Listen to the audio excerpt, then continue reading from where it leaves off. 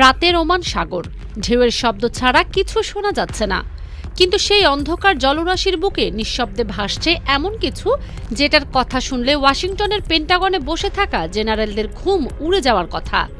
৩০,০০০ ton ভরের একটি জাহাজ, বাইরে থেকে তাকালে মনে হবে হয়তো কোনো গবেষণা জাহাজ কিংবা বাণিজ্যিক কোনো নৌযান, কিন্তু না, এটা চীনের সবচেয়ে ভয়ঙ্কর গোয়েন্দা অস্ত্র, নাম লিয়াওয়াং-1।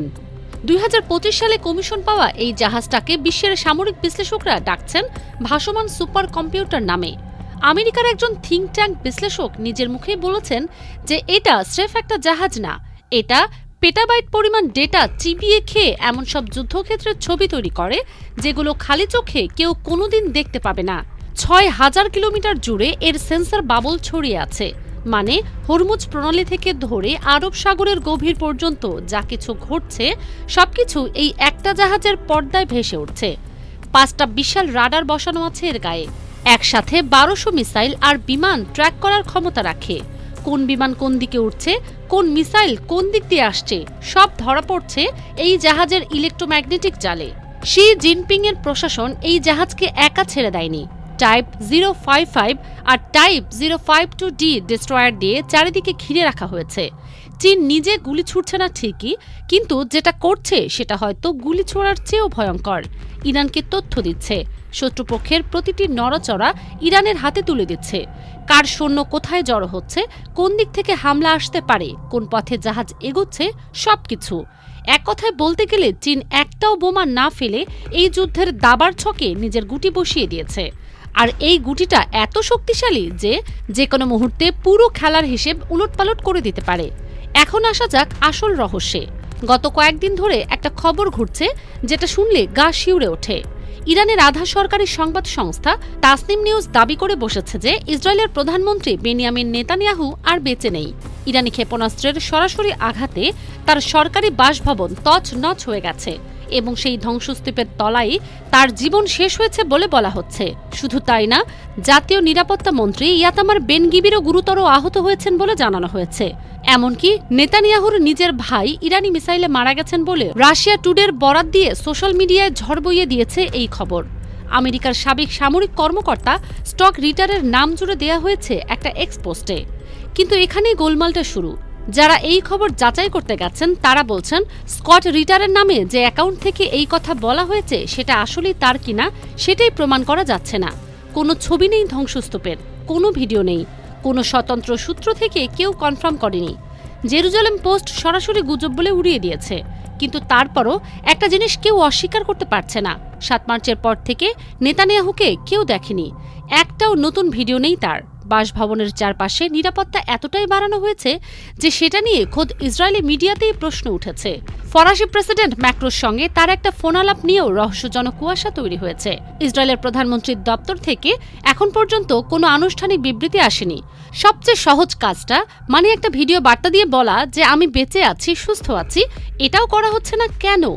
এই প্রশ্নের জবাব কারো কাছে নেই। আর ঠিক এই জবাবহীনতাই সবাইকে সবচেয়ে বেশি অস্বস্তিতে ফেলেছে। অবশ্য মনে রাখা দরকার, ২ মার্চেও ঠিক এরকম খবর ছড়িয়েছিল। তখনও বলা হয়েছিল নেতানিয়াহু মারা গেছেন। পরে সেটা পুরোপুরি মিথ্যা প্রমাণিত হয়েছিল। তথ্য যুদ্ধ বলে একটা কথা আছে। আধুনিক লড়াইয়ে মিসাইলের পাশাপাশি মিথ্যা খবরও একটা অস্ত্র। ইরান হয়তো নিজেদের জনগণের মনোবল ধরে রাখতে কিংবা আন্তর্জাতিক দৃষ্টি ঘুরিয়ে দিতে এই কৌশল নিয়েছে। কিন্তু সন্দেহের কুয়াশা যতক্ষণ না কাটে ততক্ষণ প্রশ্নগুলো থেকেই যাবে। নেতানিয়াহু বেঁচে থাকুক বা না থাকুক, যুদ্ধের মাঠে যা হচ্ছে সেটা রীতিমতো শিরদাঁড়া হিম করে দেওয়ার মতো। ইরান ৩৩তম দফা হামলা শেষ করেছে ইসরায়েলে। ঘোষণা দিয়েছে এখন থেকে আর ছোটখাটো কিছু ছোড়া হবে না। প্রতিটা হামলায় কমপক্ষে ১ টন ওয়্যারহেড বহন করবে ক্ষেপণাস্ত্র। শেষবার মাঠে নামানো হয়েছে খাইবার শিকান, ইমাদ আর খোররামশার 4। এই খোররামশার 4 জিনিসটা একটু আলাদা। এটা হাইপারসনিক ব্যালিস্টিক মিসাইল, ৮০টা ওয়্যারহেড একসাথে বহন করতে পারে। বিশেষজ্ঞরা বলছেন আমেরিকা আর ইসরায়েলের হাতে এই মুহূর্তে যে প্রযুক্তি আছে তা দিয়ে এই মিসাইল থামানো কার্যত অসম্ভব। ইরানের পররাষ্ট্রমন্ত্রী আরাগচে জানিয়ে দিয়েছেন আমেরিকার সঙ্গে আর কোনো টেবিলে বসা হবে না। তার কথা হলো, যতবারই বসা হয়েছে ততবারই আড়ালে ছুরি চলেছে। তিনি আরও একটা কথা বলেছেন যেটা শুনে সবাই কান খাড়া করেছে। বলেছেন আমেরিকার জন্য ইরানের ভান্ডারে এখনো অনেক চমক জমা আছে। কি সেই চমক সেটা কেউ জানে না। নতুন কোনো অস্ত্র হতে পারে, পারমাণবিক কর্মসূচির কোনো গোপন অধ্যায় হতে পারে, অথবা এমন কিছু যেটা এখনও কারো কল্পনায়ও আসেনি। খাতামুল আম্বিয়া সদর দপ্তরের মেজর জেনারেল আবদুল্লাহি বলেছেন, শত্রু যতদিন আচরণ না বদলাবে ততদিন এই যুদ্ধ চলবে। ইসরায়েলে যে সাইরেন বাজতে শুরু করেছে সেটা আর কোনোদিন থামবে না।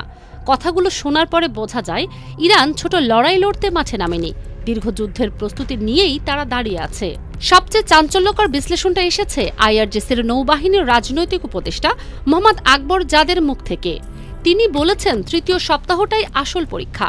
প্রথম আর দ্বিতীয় সপ্তাহে ইরান যেভাবে টিকে থেকেছে, তৃতীয় সপ্তাহেও যদি সেই চাপ ধরে রাখতে পারে তাহলে দুনিয়ায় বড় বড় শক্তিগুলো নিজেরা এসে বলবে, হরমুজ খোলো, যুদ্ধ থামাও। কারণ তেলের দাম এমন জায়গায় উঠবে যেটা প্রত্যেকের সহ্যের বাইরে চলে যাবে। ইরানের 3টি শর্ত টেবিলে রাখা হয়েছে।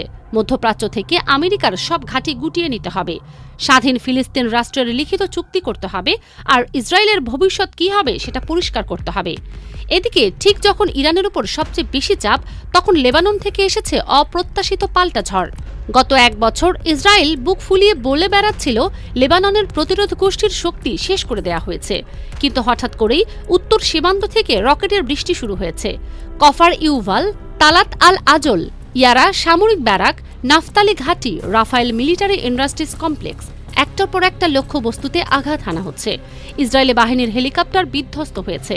দক্ষিণ লেবাননে গাইডেড মিসাইলে আক্রান্ত হচ্ছে ইসরায়েলি সৈন্যরা। মার্কাবা শহরে নতুন করে গড়ে তোলা সামরিক স্থাপনাও রকেটের নিশানায়। কৌশলটা পরিষ্কার, ইসরায়েলকে একসাথে গাজা আর উত্তর ফ্রন্ট 2 জায়গায় সৈন্য রাখতে বাধ্য করা, যাতে ইরানের উপর থেকে কিছুটা হলেও চাপ কমে। ইরানের মিত্রজোট এক্সিস অফ রেজিস্ট্যান্স এখন চোখে আঙ্গুল দিয়ে দেখাচ্ছে যে এই লড়াইয়ে ইরান একা না। অন্যদিকে মায়ামির একটা গলফ ক্লাব থেকে ট্রাম্প বলে গেছেন এই যুদ্ধ বেশি দিন টিকবে না। তবে হুঁশিয়ারিটাও ছেড়ে দেননি, বলেছেন ইরান হরমুজ বন্ধ করলে 20 গুণ শক্তি নিয়ে ঝাঁপিয়ে পড়বে আমেরিকা। তার ভাষায় নেমে আসবে ডেথ, ফায়ার অ্যান্ড ফিউরি। ট্রাম্পের দাবি অপারেশন মিডনাইট হ্যামার চালানো হয়েছে কারণ ইরান কয়েক সপ্তাহের মধ্যে পারমাণবিক বোমা বানিয়ে ফেলত এবং সংযুক্ত আরব আমিরাত সহ প্রতিবেশীদের ওপর হাজার হাজার মিসাইল ছোড়ার পরিকল্পনা ছিল তাদের। এরই মধ্যে ইরানে ক্ষমতার শীর্ষে এসেছেন নতুন সর্বোচ্চ নেতা মোস্তফা হোসাইন খামেনি। দেশজুড়ে তার সমর্থনে মিছিল বেরিয়েছে।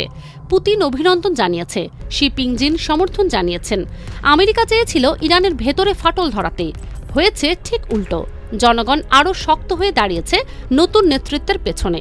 ইনকিলাব চত্বরে প্রতিদিন হাজার হাজার মানুষ জড়ো হচ্ছে। ইরানের দাবি 11টা আমেরিকান MQ-9 রিপার ড্রোন ভূপাতিত করা হয়েছে। কিন্তু এই যুদ্ধের সবচেয়ে ভারী মূল্যটা দিচ্ছে কারা? সাধারণ মানুষ। ইরানে এখন পর্যন্ত 1230 জন মারা গেছেন, লেবাননে 397, এমনকি 7 জন আমেরিকান সৈনিকও ফিরে আসেনি। তেহরানের বেহেশতি জাহারায় কবরস্থানে এখন শুধু কান্না আর কবর। রাজনীতির এই দাবা খেলায় পুড়ছে যারা, তাদের কোনো পক্ষ নেই। তেলের দাম 2022 সালের পর সর্বোচ্চ উঠে গেছে। বিশ্ববাজারে অস্থিরতা কাটছে না। এখন গোটা দুনিয়ার চোখ তৃতীয় সপ্তাহের দিকে। ইরান বলছে এই সপ্তাহ পার করলে সব বদলে যাবে। আমেরিকা বলছে প্রয়োজনে ধ্বংসের শেষ সীমা পর্যন্ত যাবে। মাঝখানে হরমুজ প্রণালী বন্ধ হয়ে দুনিয়ায় তেলের নল শুকিয়ে যাচ্ছে। চীনের গোয়েন্দা জাহাজ নীরবে সব দেখছে, সব রেকর্ড করছে। নেতানিয়াহু জীবিত না মৃত সেই উত্তর কেউ দিচ্ছে না। লেবানন থেকে রকেট আসছে, যেটা কেউ ভাবেনি। মধ্যপ্রাচ্যের মানচিত্র নতুন করে আঁকা হচ্ছে। এটা এখন আর অনুমান না, এটা বাস্তব। কিন্তু সেই নতুন মানচিত্রে কার নাম থাকবে আর কার মুছে যাবে সেটার জবাব আপাতত সময়ের বুকে তালাবদ্ধ হয়েই পড়ে আছে। আর সেই তালা খুলতে হয়তো আর বেশি দেরি নেই।